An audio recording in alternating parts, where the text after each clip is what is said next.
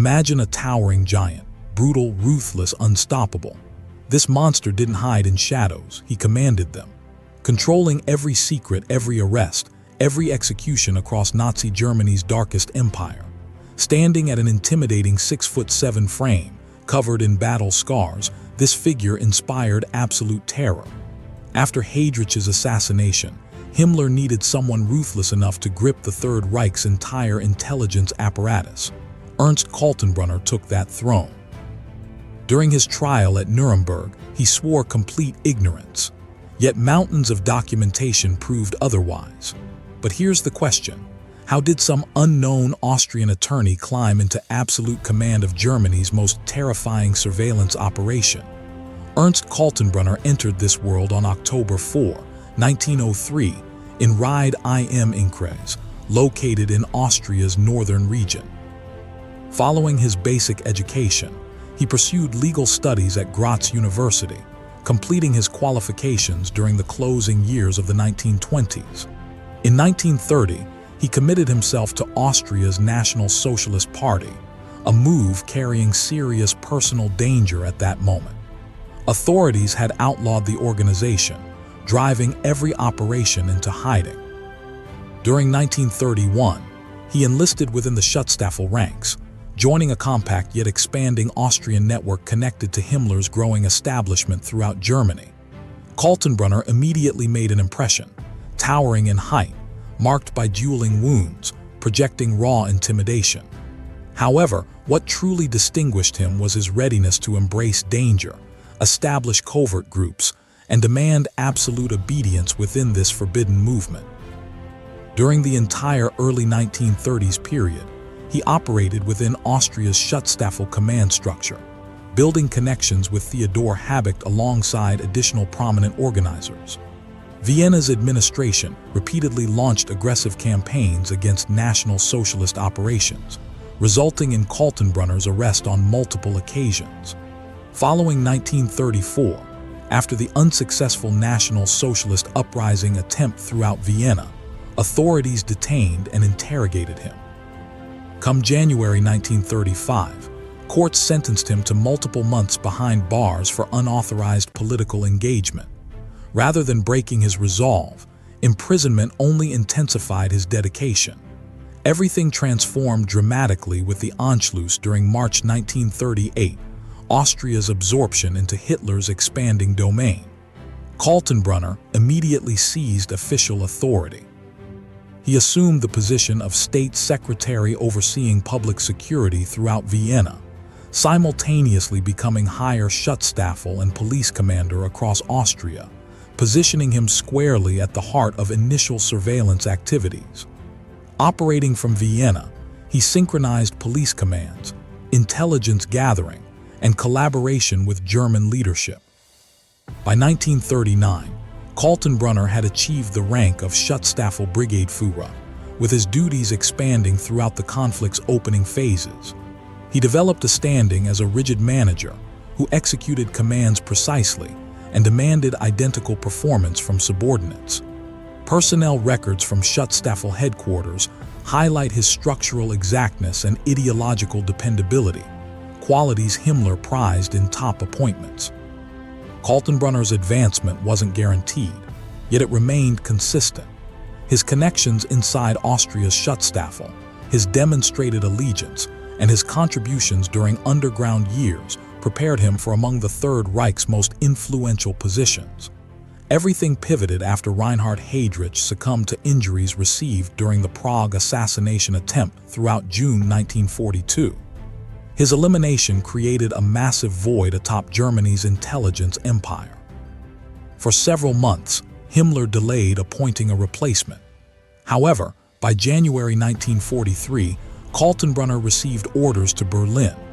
Himmler designated him commander of the Reich Security Main Office, abbreviated as RSHA, the absolute nerve center of the government's intelligence and surveillance framework, an assignment that would cement his historical legacy. When Kaltenbrunner reached Berlin to assume control of the RSHA on January 30, 1943, he entered a role crafted by two formidable predecessors, Reinhard Heydrich and Heinrich Himmler, Heydrich had transformed the RSHA into a consolidated intelligence empire, merging the Gestapo, Kripo, and SD into one massive organization. The RSHA was enormous. It handled domestic surveillance, international espionage, internal law enforcement, and the synchronization of detention facility-related operations. As its fresh commander, Kaltenbrunner supervised critical personnel already established within the bureaucracy. Heinrich Müller, who controlled the Gestapo, and Walter Schellenberg, who managed foreign intelligence operations. Kaltenbrunner's function was less about creating fresh frameworks and more about maintaining dominance, distributing orders, and sustaining organizational efficiency as warfare shifted against Germany. His connection with Himmler proved essential to this function. Himmler appreciated subordinates who executed instructions flawlessly and steered clear of internal rivalries. Kaltenbrunner matched that description, and archived communications reveal Himmler progressively transferred internal surveillance responsibilities to him. The RSHA commander managed significant policy correspondence, from retaliation protocols to interrogation procedures. His authorization appears throughout RSHA documentation, despite his later assertions at Nuremberg that his function was strictly administrative. Despite officially answering to Himmler, Kaltenbrunner possessed greater influence than his designation implied. Declassified testimonies from the conflict's closing months actually reveal Himmler hesitant about confronting him. Requested during April 1945 to engage Swedish representatives, Himmler allegedly told Walter Schellenberg, "How can I possibly accomplish that with Kaltenbrunner present?" Schellenberg personally regarded Kaltenbrunner among his most threatening adversaries. Assigned with examining the July 20 conspiracy, Kaltenbrunner frequently circumvented Himmler to communicate directly with Hitler, dedicating extended periods with him during the conflict's final months, access barely anyone else possessed. Within the RSHA, Kaltenbrunner's exchanges with Heinrich Müller were especially significant. Müller possessed profound institutional understanding and directed most field-level activities of the security forces. Certain historians debate whether Kaltenbrunner genuinely commanded Müller, or whether Müller functioned with a degree of independence established under Heydrich. Early during Kaltenbrunner's leadership, Müller's expertise provided him substantial influence. By 1944-45, as Himmler depended more intensively on Kaltenbrunner, the dynamic reversed. Kaltenbrunner presided over conferences, distributed commands, and progressively determined the surveillance priorities. Foreign intelligence represented another domain under his oversight.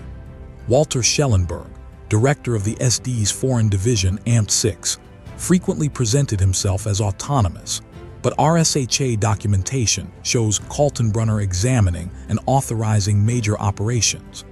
Their partnership became progressively crucial as the government pursued diplomatic advantages and unofficial channels late during the conflict. The decisive moment arrived during 1944. Following the unsuccessful July 20 conspiracy, security restrictions intensified throughout the Reich. Kaltenbrunner played a central function in managing the response, synchronizing investigations and detentions through the RSHA. His administrative supervision expanded as Himmler started splitting his focus between the deteriorating battlefronts and attempts at independent negotiations. Within this context, Kaltenbrunner became among the most commanding individuals in Berlin, accountable for operating the internal machinery of a disintegrating state.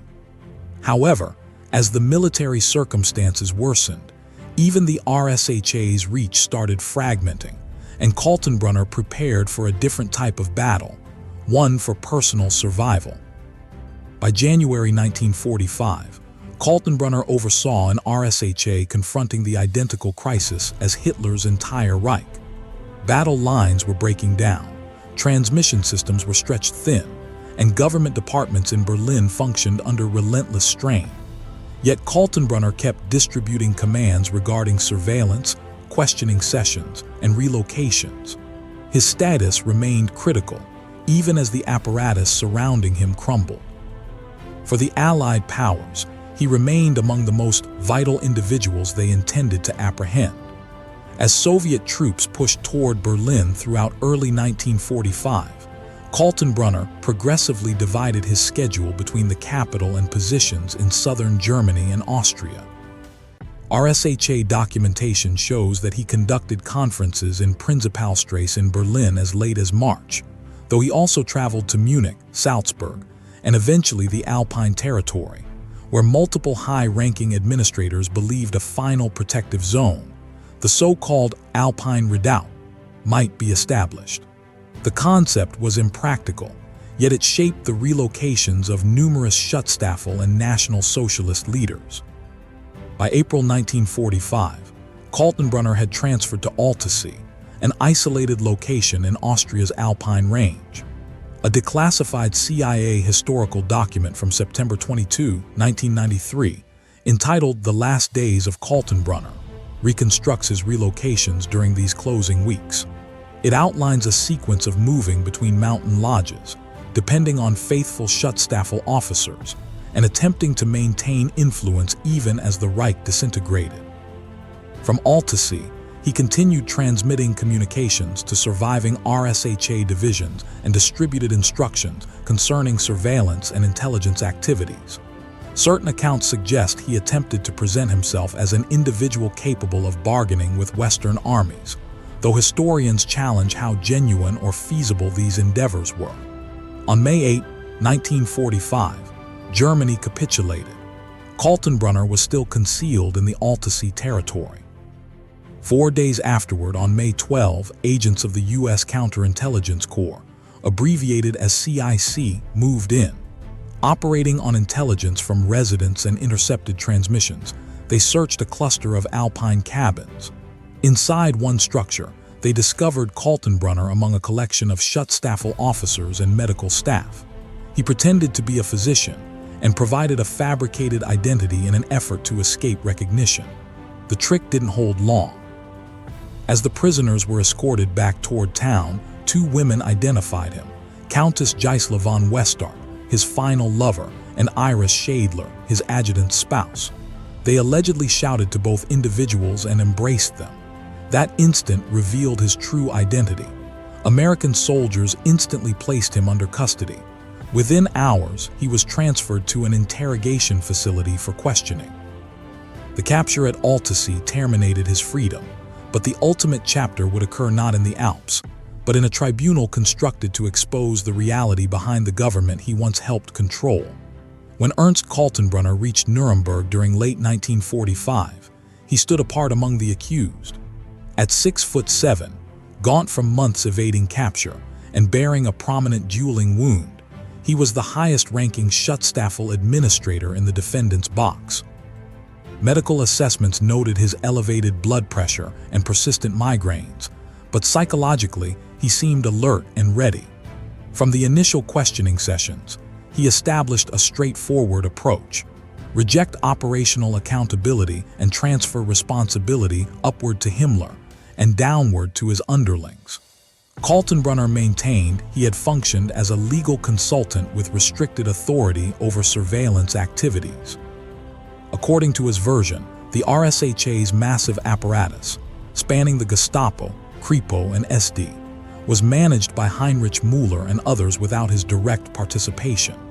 He emphasized he didn't regulate detention facility-related issues, didn't supervise interrogations, and didn't distribute critical commands. But prosecutors started challenging these declarations with materials from the RSHA archives, many carrying his authorization or initials. These encompassed directives regarding reprisals, prisoner categories, and synchronization between intelligence and enforcement branches. Witness statements also contradicted him. Former RSHA administrators described conferences led by Kaltenbrunner, where choices on internal surveillance were addressed. Foreign Intelligence Chief Walter Schellenberg gave evidence about Kaltenbrunner's participation in late conflict political strategies.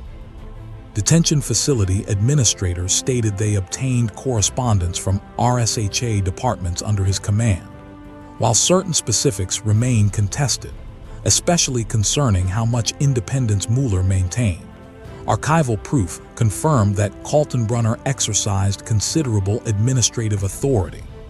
A January 1946 piece published in the New York Times contributed another layer. It outlined an eyewitness testimony positioning Kaltenbrunner at a location where killings had occurred. The defense contended the statement was questionable and that he had attended as a legal monitor. Prosecutors argued that his attendance reflected direct involvement in surveillance activities. Throughout the proceedings, Kaltenbrunner insisted he had tried to limit more radical measures commanded by Himmler. These assertions were examined against RSHA materials and intercepted correspondence. The tribunal determined he had not shown meaningful resistance to policies executed under the RSHA. Cross-examinations exposed additional inconsistencies. When confronted with reports authorized by him, Kaltenbrunner claimed he had signed materials without reviewing them, or that others had signed using his authority. Prosecutors highlighted that multiple of these reports contained notes in his personal handwriting. In one interaction, the tribunal pressed him to clarify why his administrative function appeared so comprehensive in documentation, yet so restricted in his account. His responses frequently shifted, demonstrating the challenge of sustaining a defense that separated him from an organization he officially commanded. On October 1, 1946, the tribunal announced its judgment. Kaltenbrunner was determined guilty of war crimes and crimes against humanity for his command of the RSHA and its surveillance policies. 12 days afterward, in the early hours of October 16, he was executed in Nuremberg prison.